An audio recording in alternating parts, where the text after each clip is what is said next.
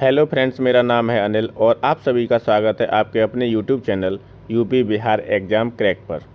तो हम आज की क्लास में प्रैक्टिस सेट 8 हल करेंगे, जो आपके हिंदी से संबंधित 38 प्रश्न होंगे इसमें, ठीक। और ये जो सीरीज चल रही है उत्तर प्रदेश पुलिस और बिहार पुलिस के लिए बहुत ही महत्वपूर्ण है। और आपका 2 सीरीज इस पर चल रहा है, जिसमें हम हिंदी और जीएस हल कर रहे हैं, यहाँ से आपका आधा पेपर कवर हो रहा है, ठीक। तो आज की क्लास को शुरू करते हैं बढ़िया इम्पोर्टेंट आगामी परीक्षा में पूछे जाने वाले प्रश्नों के साथ में। तो पहला प्रश्न है, निम्नलिखित में से कौन सा दीर्घ स्वर है। दीर्घ स्वर कौन सा होता है इसमें, आ, उ, ए या ओ। तो पहले का उत्तर क्या हो जाएगा, पहले का उत्तर हो जाएगा आ। क्या हो जाएगा, आ हो जाएगा। फर्स्ट का आंसर क्या हो जाएगा, आ हो जाएगा, ठीक है। अब इसमें है क्या, जैसे ये जो है ना ऊ है, ऊ तो हो गया आपका ह्रस्व स्वर, और ए है जो ये आपका होता है संयुक्त स्वर। क्या होता है, संयुक्त स्वर। ओ भी हो जाएगा आपका संयुक्त स्वर। तो दिए गए विकल्पों में जो आ है वो दीर्घ स्वर है, क्योंकि मूल दीर्घ स्वर आ, ई, ऊ होते हैं। ये आ, ई और ये वाला ऊ, ये आपके क्या होते हैं, मूल दीर्घ स्वर होते हैं। जबकि ए, ऐ, ओ, औ, ये आपके कौन से वाले स्वर होते हैं, तो ये आपके संयुक्त स्वर होते हैं, क्योंकि ये 2 अक्षर से मिलकर बने हैं। ए बना है अ धन ई से और ओ बना है अ धन ऊ से, ठीक। दूसरा प्रश्न है, एक वाक्य दिया है, अनीता, बंधु, पूनम और नीरू अपने कार्य में मग्न हैं, इसमें कौन सा विराम चिन्ह प्रयोग हो जाएगा, ठीक। तो प्रश्नवाचक, अल्प विराम, तो इसमें हो जाएगा आपका अल्प विराम मतलब कॉमा। 2 का उत्तर हो जाएगा बी। यहाँ पे कॉमा लगेगा, यहाँ पे भी, ठीक है। अनीता कॉमा मधु कॉमा पूनम और नीरू अपने कार्य में मग्न हैं, और सेकंड का उत्तर क्या हो जाएगा, सेकंड का आंसर हो जाएगा बी। तीसरा प्रश्न है, राम संज्ञा का कौन सा प्रकार है, जातिवाचक, व्यक्तिवाचक, समूहवाचक या भाववाचक। तो थर्ड का आंसर हो जाएगा, जब किसी का नाम होता है तो क्या बोलते हैं हम, व्यक्तिवाचक संज्ञा बोलते हैं। और थर्ड का आंसर क्या हो जाएगा, बी हो जाएगा। थर्ड का आंसर क्या हो जाएगा, बी हो जाएगा। जैसे हरि है, गांधी जी हैं, गंगा है, भारत है, जापान है, ये सब आपके व्यक्तिवाचक संज्ञा के उदाहरण हैं। जैसे अब पूछ लिया जाए समूहवाचक का क्या उदाहरण होगा, तो जैसे समूह में क्या है, वकील है, डॉक्टर है, ये आपके समूहवाचक के उदाहरण हैं। चौथा प्रश्न है, जो शब्द पूर्व पर संबंध से किसी भी संज्ञा के बदले आता है उसको क्या कहते हैं, सर्वनाम, विशेषण, क्रिया या क्रिया विशेषण। तो जो शब्द संज्ञा के स्थान पर यूज होते हैं या पूर्व पर संबंध से किसी भी संज्ञा के बदले आता है उसे हम बोलते हैं सर्वनाम, ठीक है। और 4 का आंसर हो जाएगा ए। अब अगर पूछ लिया जाए कितने सर्वनाम होते हैं, तो 11 सर्वनाम होते हैं। और सर्वनाम के भेद कितने होते हैं, तो 6 भेद होते हैं। दोनों चीज़ याद रखनी है, ठीक है। सर्वनाम के मतलब सर्वनाम को कितने होते हैं, तो होते हैं 11। और सर्वनाम के भेद कितने होते हैं, सर्वनाम के भेद होते हैं आपके 6। चलिए अगला प्रश्न देखते हैं।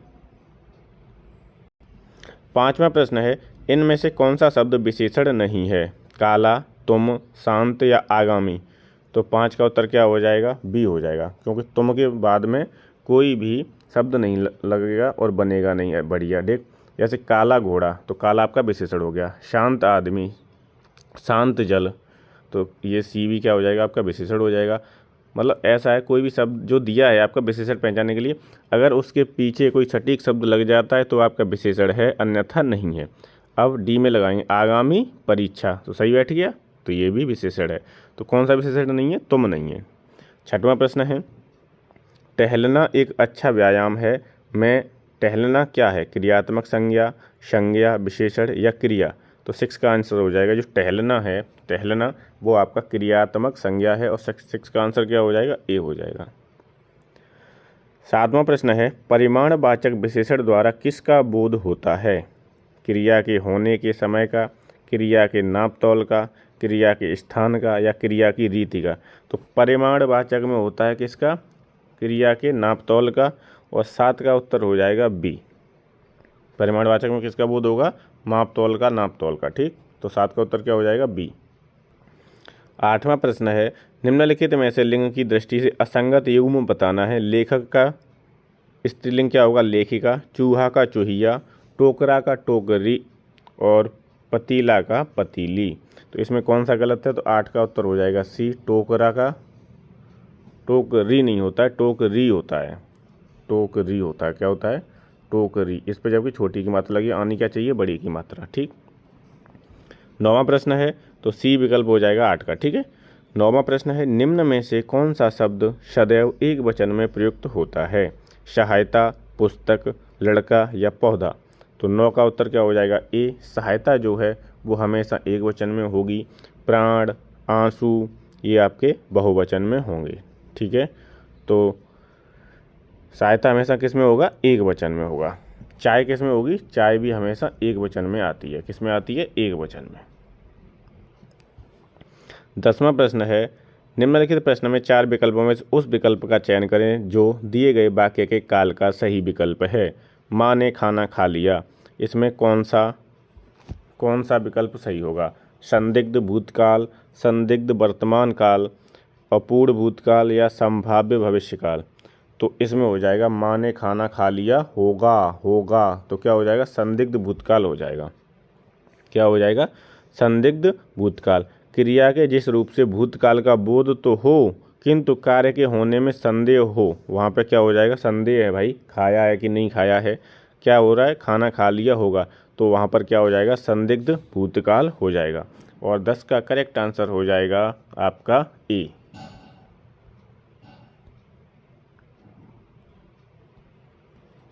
11वां प्रश्न है, भाववाच्य में किस प्रकार की क्रिया का प्रयोग होता है? संयुक्त क्रिया, सकर्मक क्रिया, द्विकर्मक क्रिया या अकर्मक क्रिया। तो भाववाच्य में क्या होता है? अकर्मक क्रिया का प्रयोग होता है। 11 का आंसर हो जाएगा डी।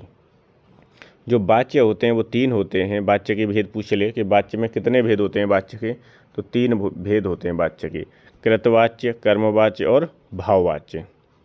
भाववाच्य में अकर्मक क्रिया का प्रयोग किया जाता है और लिंग, वचन और पुरुष के कारण क्रिया के रूप में जो परिवर्तन होता है उसे हम क्या बोलते हैं? वाच्य बोलते हैं। क्या बोलते हैं? वाच्य बोलते हैं। और वाच्य के 3 भेद होते हैं, कृतवाच्य, कर्मवाच्य और भाववाच्य। चलिए 12वां प्रश्न देखते हैं। कारक चिन्हों की पहचान की दृष्टि से निम्नलिखित में से असंगत वाक्य बताना है। माड़िक ने पत्र लिखा, तो इसमें क्या हो जाएगा? माड़िक ने पत्र लिखा, इसमें क्या हो जाएगा? कर्ता कारक। माँ के लिए दवा ले आओ, संप्रदान कारक। रमेश कमरे में बैठा है, अधिकरण कारक। और मैंने उसे तार द्वारा सूचित किया, इसमें क्या हो जाएगा? करण कारक। तो दिए गए विकल्प में जो आंसर हो जाएगा असंगत वो हो जाएगा ए। ठीक है। माड़िक ने पत्र लिखा, तो माड़िक ने पत्र लिखा कर्ता कारक, चिन्हों की दृष्टि से असंगत है। इसमें क्या हो जाएगा? कर्म कारक हो जाएगा। ठीक है। क्या हो जाएगा? इसमें ए में कर्म कारक हो जाएगा। ठीक, बाकी सब सही है। 13वां प्रश्न है, अज्ञान शब्द का तद्भव रूप क्या होगा? तो अज्ञान का तत्सम हो जाता है अजान। क्या हो जाता है? अजान। ठीक है। आग का तत्सम हो जाता है अग्नि। धीरज का तत्सम होगा धैर्य। सावन का तत्सम होगा श्रावण। सावन का महीना चल रहा है तो सावन का जो तत्सम होगा वो क्या होगा? श्रावण हो जाएगा। क्या हो जाएगा? श्रावण। और खार का तत्सम क्या होता है? क्षार होता है। खार का तत्सम क्या हो जाता है? क्षार होता है। खीर का तत्सम क्षीर होता है। और खेत का तत्सम क्षेत्र हो जाता है। तो ये छा जो छत्री वाला है ये हमेशा आपको तत्सम में मिलेगा। 14वां प्रश्न है, अध्यक्ष शब्दों में उपसर्ग कौन सा है? तो अध्यक्ष में क्या हो जाएगा? अधि उपसर्ग हो जाएगा। और 14 का आंसर क्या हो जाएगा? सी हो जाएगा। क्या हो जाएगा? सी। अगला प्रश्न है, राखनहार शब्द में निम्नलिखित में से कौन से प्रकार का प्रत्यय है?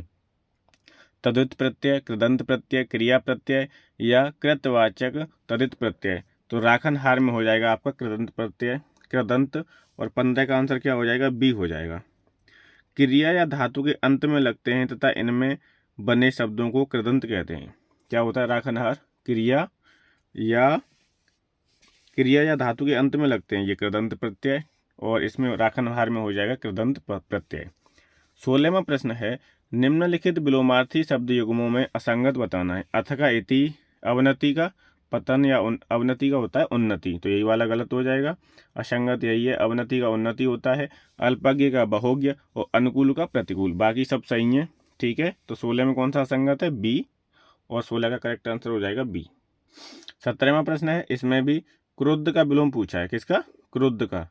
तो क्रुद्ध का विलोम क्या होगा? क्रोधित, शांत, अधिक या अक्सर। तो क्रुद्ध का विलोम होता है शांत, और 17 का आंसर बी सही हो जाएगा। क्रोधित का भी क्या होता है? शांत होता है। अधिक का न्यून हो जाएगा, और अक्सर का कभी कभार हो जाएगा। अक्सर का विलोम क्या हो जाएगा? कभी कभार। अनिल का पर्यायवाची शब्द है। अनिल किसका पर्यायवाची शब्द है? पवन का, चक्रवात का, अनल का या पावस का। तो अनिल जो होता है वो पवन का, हवा का पर्यायवाची होता है। इसमें कंफ्यूज नहीं होना है। जो अनल है, अनल, ये आपका आग का होगा पर्यायवाची। किसका होगा? आग का, ठीक है। और जो अनिल है ये आपका हवा का या पवन का पर्यायवाची होगा। तो दोनों पर्यायवाची पूछे जा सकते हैं, कंफ्यूज वाले हैं, इसलिए इन्हें याद रखना है। अनल आग का होता है, आग का, है ना। हुताशन है, वहनी है, अग्नि है, ये सब किसके होते हैं? आग के पर्यायवाची हैं। 19वां प्रश्न है, कपड़ा शब्द का कपड़ा का कौन सा पर्यायवाची नहीं है?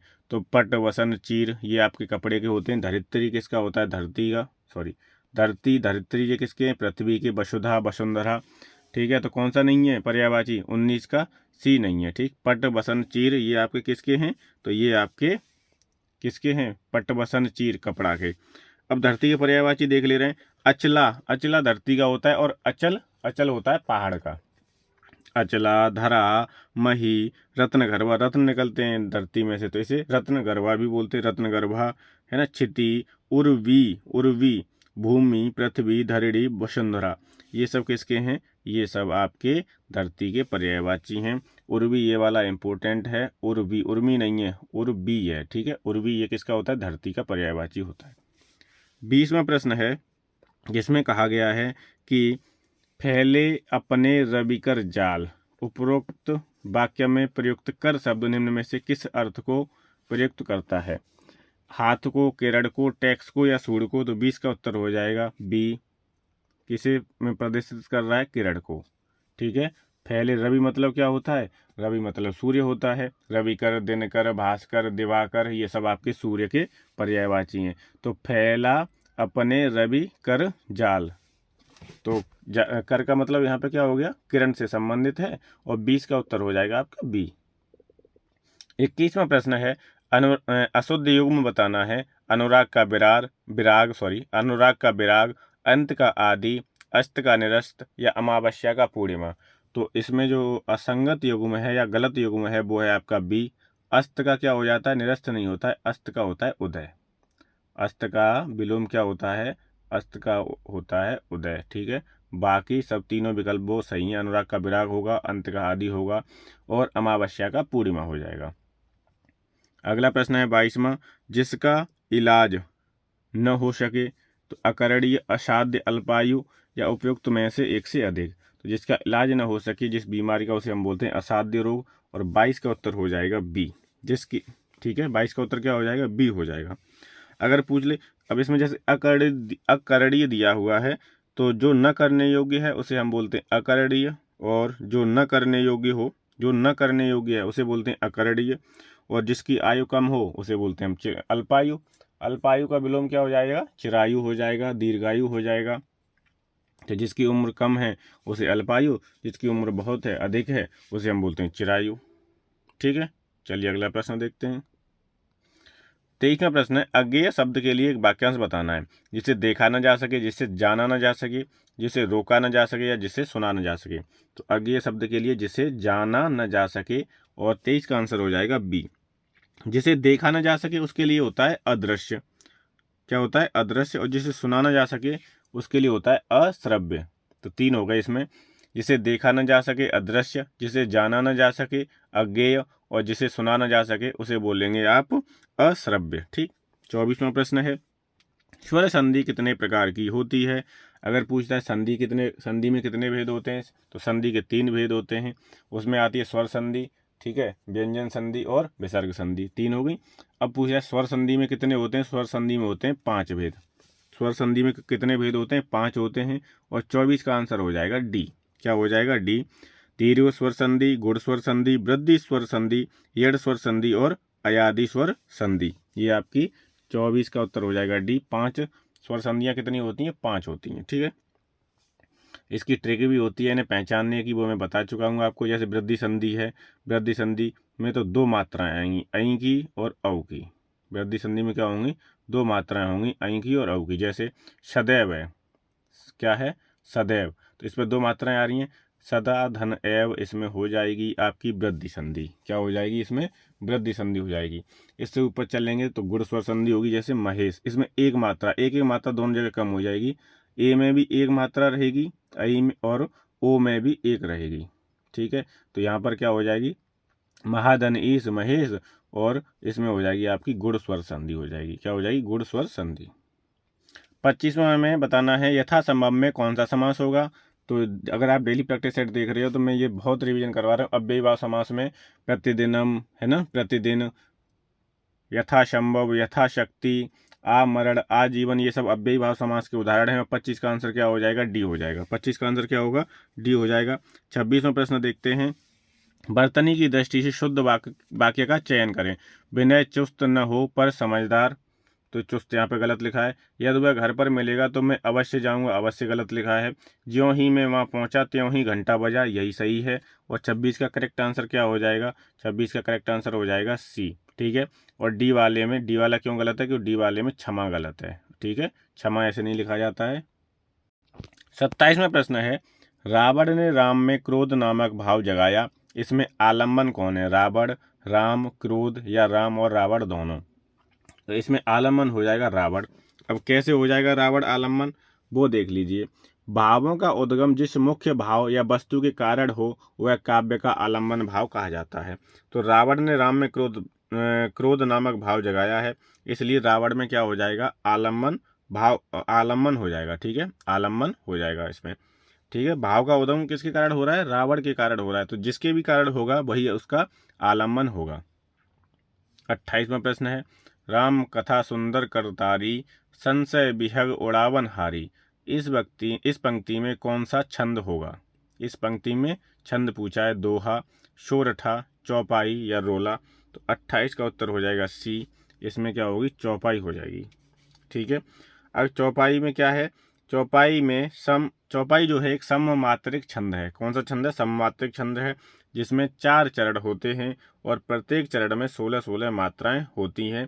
इस प्रकार पूरे छंद में कुल 64 मात्राएं हो जाएंगी, 16 चक 64। एक और उदाहरण है इसका छंद का, मंगल भवन अमंगलहारी, द्रवहु सुदशरथ अजिर बिहारी। ठीक है, तो 28 का करेक्ट आंसर क्या हो जाएगा, सी हो जाएगा। 29वां प्रश्न है, चारु चंद्र की चंचल किरणें खेल रही जल थल में, इस पंक्ति में कौन सा अलंकार होगा। च की आवृत्ति बार बार हो रही है और जब किसी वर्ण की आवृत्ति होती है तो वहाँ अनुप्रास अलंकार होता है। और 29 का आंसर क्या हो जाएगा, डी हो जाएगा। 29 का आंसर क्या हो जाएगा, डी हो जाएगा। ठीक है, डी याद रखना है। सोहत ओढ़े पीत पट श्याम सलोने गात, मनो नीलमन शैल पर आतप पर्यो प्रभात। और इस वर्ण में सवर्ण की आवृत्ति बार बार हुई है और यह उदाहरण उत्प्रेक्षा अलंकार का भी है। ठीक है, उत्प्रेक्षा अलंकार का भी ये उदाहरण है। काली घटा का घमंड घटा, तो इसमें घटा शब्द 2 बार हुआ, ये आपका यमक अलंकार का उदाहरण हो जाएगा। किसका, यमक अलंकार का। ठीक है, तो उदाहरण भी आपको सही से देख लेने एक बार, तो इससे भी आपका काम चल सकता है। 30वां प्रश्न है, इनमें से अभिनव गुप्त का एक प्रमुख दार्शनिक मत क्या है। शैव, वेदांत, मीमांस या फिर सांख्य। तो 30 का उत्तर हो जाएगा ए, क्या हो जाएगा, अभिनव गुप्त का प्रमुख दार्शनिक मत क्या है, शैव है। और 30 का आंसर क्या हो जाएगा, ए हो जाएगा। ठीक, अब जैसे मीमांस दर्शन है वो किसका है, भट्टुलोलक का, आचार्य का। ठीक है, और शैव दर्शन किसका है, अभिनव गुप्त का। किसका है, अभिनव गुप्त का। तो ये आपको याद रखना है। 31वां प्रश्न है, मूल रूप में लोकोक्ति शब्द का प्रयोग किस भाषा में मिलता है। लोकोक्ति शब्द का प्रयोग किस भाषा में मिलता है, संस्कृत में। किसमें मिलता है, संस्कृत में मिलता है। और 31 का आंसर क्या हो जाएगा, ए हो जाएगा। 32वां प्रश्न है, 4 दिन की चांदनी फिर अंधेरी रात है, लोकोक्ति का अर्थ क्या होगा। तो इसका अर्थ हो जाएगा थोड़े दिन का सुख है। चूंकि 4 दिन की चांदनी फिर अंधेरी रात है तो थोड़े दिन का सुख और फिर उसके बाद में दुख ही दुख। तो 32 का उत्तर क्या हो जाएगा, ए हो जाएगा। 33वां प्रश्न है, हिंदी साहित्य के इतिहास में काल विभाजन का सर्वप्रथम प्रयास इनमें से किसने किया था। रामचंद्र शुक्ल ने, डॉक्टर ग्रियर्सन ने, मिस्र बंधु ने या गारसादत तासी ने। 33 का उत्तर हो जाएगा बी। 33 का आंसर क्या हो जाएगा बी। डॉक्टर ग्रियर्सन ने काल विभाजन का पहली बार प्रयास किया था। ठीक है, अब इसमें 33 प्रश्न आपके कंप्लीट हो गए। 5 प्रश्न आपके गद्यांश के हैं जो आपको खुद ही करने हैं। अगर आप चाहते हो गद्यांश मैं करूं तो आप कमेंट बॉक्स में लिख सकते हो। ठीक है, तो इस क्लास को यहीं समाप्त करते हैं। अगर वीडियो पसंद आ रही है तो प्लीज़ ज़्यादा से ज़्यादा शेयर करें और चैनल को सब्सक्राइब कर लें। Thank you so much.